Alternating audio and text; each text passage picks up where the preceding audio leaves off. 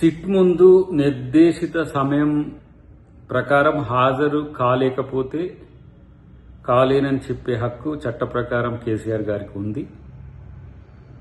మీరు హక్కును వినియోగించుకుంటున్నారు, సంతోషం. బట్ ప్రిపేర్ అయ్యినా రా,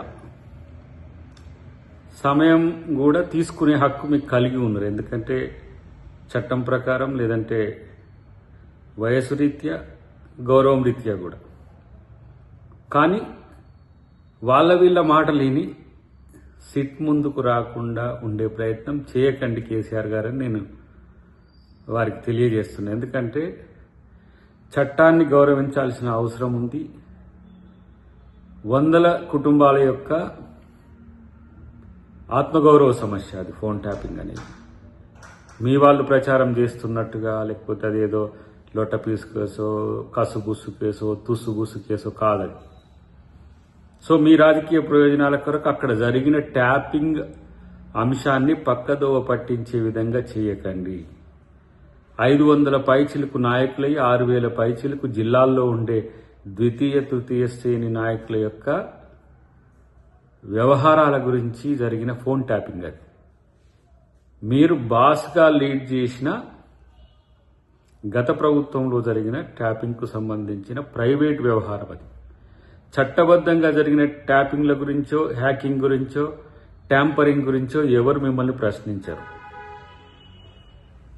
చట్టానికి దొరకకుండా ఒక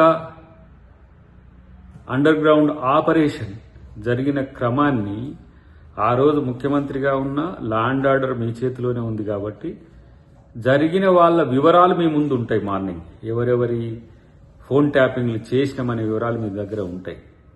దానికి సంబంధించిన సమాచారం ఇవ్వాల్సిన బాధ్యత మీరు కలిగి ఉన్నారు. ఇదేదో రాజకీయ కక్ష సాధింపుగానో, ఇదేదో బీఆర్ఎస్ మీద అక్కసుతోనో చేస్తున్న ప్రయత్నంగా మీరు చూస్తే తప్పులో కాలేసినట్టే. మంచిగా రండి, ప్రిపేర్ అయ్యి రండి. అవసరమైతే మీ కొడుకు కేటీఆర్ గారు, మీ అల్లుడు హరీష్ రావు గారు వచ్చినట్టు జన సందోహంతో రండి, బల ప్రదర్శనతో రండి. ఎట్లొచ్చినా సమాధానం మాత్రం సిట్కి ఇవ్వాల్సిన అవసరం ఉంది. ఎక్కడైనా ఇచ్చే హక్కు కూడా ఉంది. కొంతమంది ఏంది రెసిడెన్స్ పరిధిలో ఇవ్వడము ఒక తీరుందని, లేదు ఫామ్ హౌస్ దగ్గరికే రావాలని, ఇట్లా చట్టం ఏది నిర్దేశిస్తే దాని ప్రకారం పోలీసులు కానీ ప్రభుత్వం కానీ ముందుకు వస్తుంది. కానీ